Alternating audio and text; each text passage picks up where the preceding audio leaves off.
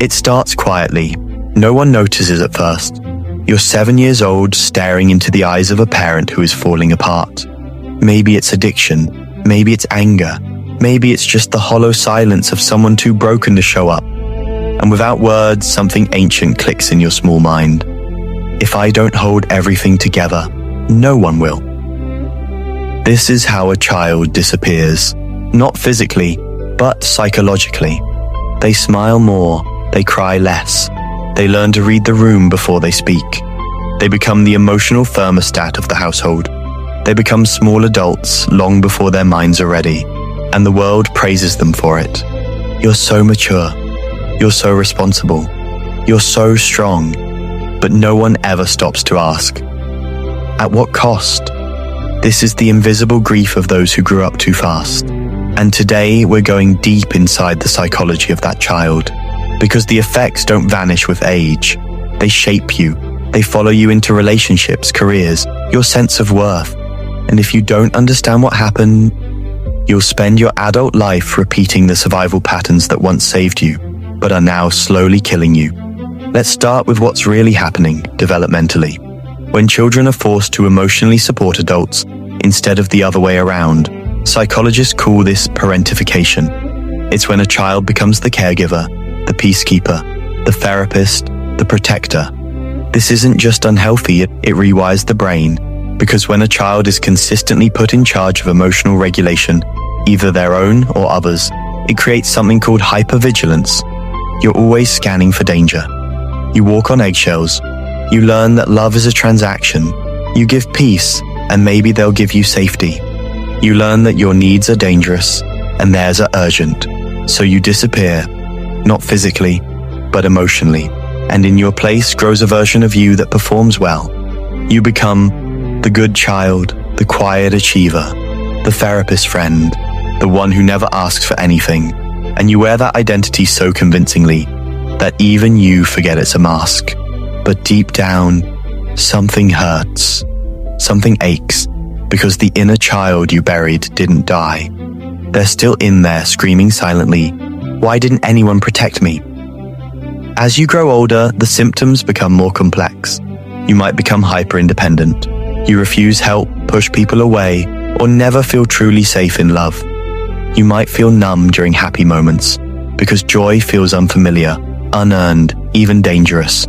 You might struggle to rest because productivity is the only way you've ever felt worthy. And worst of all, you might not even realize you're still stuck in survival mode. Because when dysfunction is normalized early, your nervous system accepts chaos as baseline. Stillness feels wrong. Peace feels suspicious. Love feels like a debt you'll have to repay. This is the psychology of a child forced to grow up too fast. It's not just sadness. It's a complex trauma that reshapes how you view the world, and more importantly, yourself. Now, you may ask, why would any child willingly take on that role? Because children will do anything for attachment, even abandon themselves. The choice is never conscious, it's biological. In the absence of safety, the child sacrifices authenticity for belonging. That's not weakness, that's intelligence, that's instinct. But the tragedy is this: what saved you then imprisons you now. So many of us are walking around as high-functioning adults, with deeply neglected inner children pulling the strings. We overachieve to earn love. We stay silent to avoid abandonment. We take care of everyone, but secretly wish someone would just ask if we're okay. And that fantasy, that someone will notice you're not as strong as you pretend to be, that maybe, just maybe, you'll finally get to fall apart and be held. That is the unmet need, not of your adult self, but of the child who never got to be a child. The first step to healing isn't fixing, it's witnessing. Because until you validate what happened, you'll keep gaslighting yourself with thoughts like, it wasn't that bad. Other people had it worse. I turned out fine. But fine is a mask too, and deep down you know it. So what happens to that child? When they grow up, they become adults who never feel safe, even in calm rooms. They become lovers who can't trust softness. They become givers who can't receive. They become the kind of people who apologize for crying, flinch at compliments, and confuse exhaustion with success. This is the cost of growing up too fast. Because if your childhood trained you to be strong at the expense of being soft, be quiet instead of honest, to fix others while ignoring your own fractures, then what kind of adulthood do you inherit? You inherit a life where you're always holding your breath, waiting for someone to give you permission to finally fall apart. But here's the truth. No one's coming to rescue the child you buried. You are the one who must go back and hold their hand. You are the one who must say what no one else ever said. You didn't deserve that. You were just a child. You get to rest now. This is the beginning of shadow work. Not fixing, not performing, not bypassing the pain with fake positivity, but turning toward the abandoned parts of yourself and saying, I see you now, I hear you now, and I'm not leaving. That is the reparenting process, and it's brutal because it asks you to feel the grief you never had time to feel.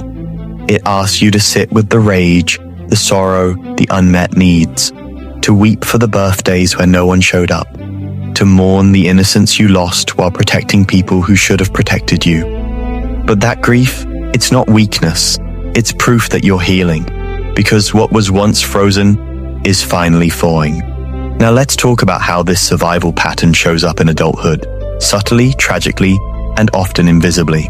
You might become a therapist in all your friendships, but never let anyone truly see you. You might be praised for your independence, when deep down you're terrified of being a burden. You might be in relationships where you overfunction, always fixing, managing, over-explaining, and wondering why you feel resentful. You might struggle with boundaries because saying no still feels like betrayal. These are not personality traits. They are coping strategies, learned, conditioned, and, the good news, unlearnable. But only when you stop idolizing your strength and start honoring your wounds. One of the most powerful things you can do is ask your inner child, what did I need back then that I never got? You may hear answers like, I needed someone to tell me it wasn't my fault. I needed someone to ask how I was doing. I needed to play, rest, laugh, without fear.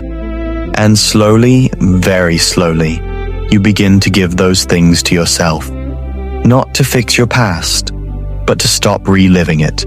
This is how you stop seeking parents in your partners. This is how you stop mistaking anxiety for intuition.